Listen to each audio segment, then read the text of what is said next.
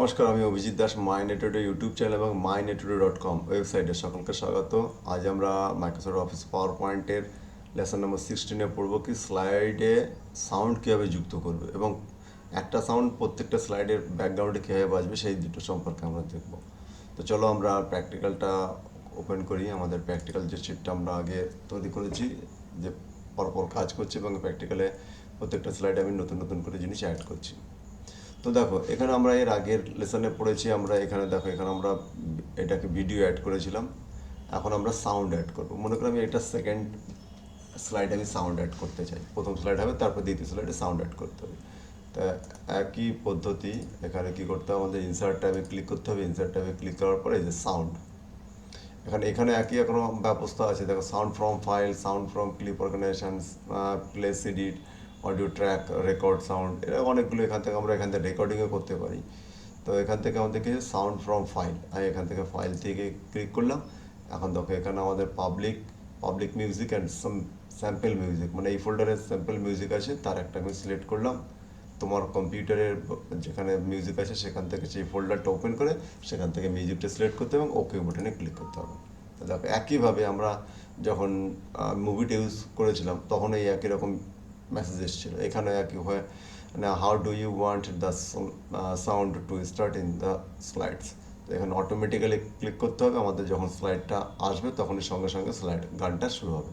আর একটা হলো যতক্ষণ না ক্লিক করো ততক্ষণ গানটা শুরু হবে না। তো আমি এখানে অটোমেটিক্যালি ক্লিক করলাম এবং এখানে দেখো, তাহলে এখানে একটা একটা আইকন দেখতে পাচ্ছি। এটা হলো সাউন্ড আইকন। এখানে যে কোনো জায়গায় একটা রেখে দিতে পারি।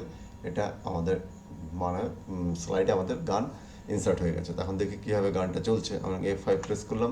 এটা হলো আমাদের প্রথম স্লাইড। আমি যেই অ্যারো বাটনে ক্লিক করলাম, দ্বিতীয় স্লাইড চলালো, সঙ্গে সঙ্গে গানটা চলা শুরু হলো। এখন যদি আমি আবার অ্যারো বাটনে প্রেস করি তাহলে এটা গান বন্ধ হয়ে যাবে এবং পরের অ্যারো বাটনে প্রেস করলে আমরা কী হবে, পরের স্লাইডে চলে যাব। তো এইভাবে আমাদের কী হলো, আমাদের এখানে আমরা কী করলাম, আমরা একটা স্লাইডেই শুধু সাউন্ড শুনতে পেলাম, কিন্তু বাকি স্লাইডে আমরা কোনো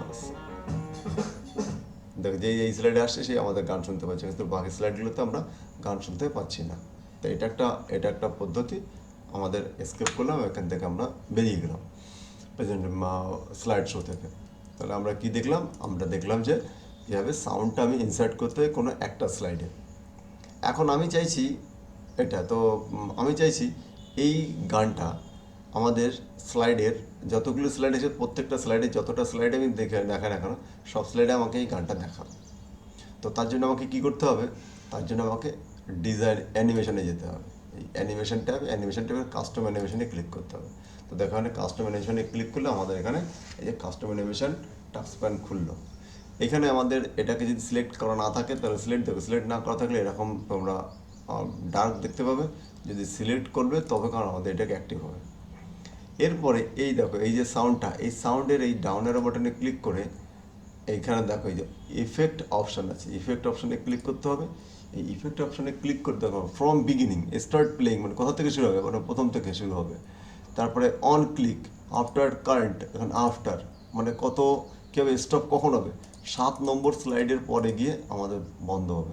তো আমাদের যেহেতু আমাদের স্লাইডে 7, মানে আমি একটা কম দিই, 6টা দিই, 6টা দিলাম, তাহলে 7 নম্বর স্লাইডে গেলে অটোমেটিক গানটা বন্ধ হয়ে যাবে। মানে 6 নম্বর স্লাইড অব্দি গান বাজবে, তারপরে যে আমি 7 নম্বর স্লাইডে ছিল তখন গান বন্ধ হয়ে যাবে।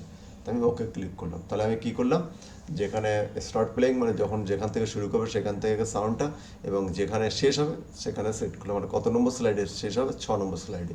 আমাদের প্রেজেন্টেশন আসে 7টা স্লাইড, আমি 6 নম্বর স্লাইডে মিউজিক শেষ হয়ে যাবে, আমি আবার অ্যারো প্রেস করবো, আমার পরের স্লাইডে চলে যাবে, আমি ওকে বাটনে ক্লিক করলাম। এখন দেখো, আমি যে প্রেজেন্টেশনটা ওপেন করছি, দেখুন আমি 1 নম্বর স্লাইড, আমি অ্যারো ক্লিক করলাম, দেখো 2 নম্বর স্লাইড আছে, আবার অ্যারো প্রেস করলাম, দেখো 3 নম্বর স্লাইড, আবার অ্যারো করছি 4 নম্বর, এটা 5 নম্বর, এটা 6 নম্বর, আবার ব্যাকে গেলাম। তাহলে দেখো আমাদের ব্যাকে গেলে বন্ধ হয়ে গেল, কিন্তু আমাদের এটা লাস্ট স্লাইড, বুঝতে পারলাম।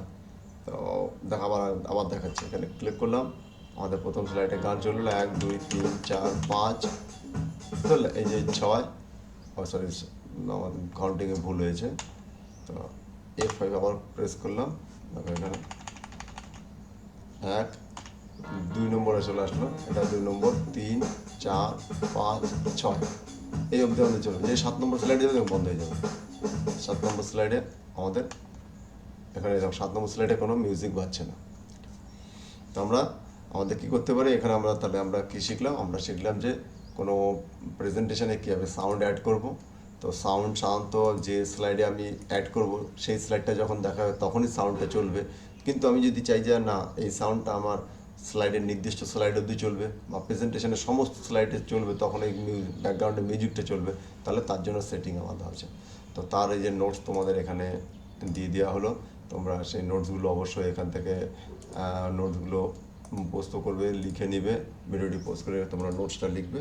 তারপর এখানে আসলে তোমাদেরকে প্রেজেন্টেশন স্লাইড কীভাবে সাউন্ড কীভাবে যুক্ত করবে, তারপরে একটা প্রেজেন্টেশনের সব স্লাইডে সাউন্ড কীভাবে যুক্ত করবে, তার এখানে দুটো পদ্ধতি একটু আলাদা। সুন্দরভাবে পরপর স্টেপ বাই স্টেপ এটা লিখবে এবং এটা মুখস্থ করবে এবং বাড়িতে কম্পিউটারে প্র্যাকটিস করবে। তো থ্যাংক ইউ তোমাদের সকলকে ভিডিওটি দেখার জন্য। এই চ্যানেলকে অবশ্যই লাইক, শেয়ার এবং সাবস্ক্রাইব করবে।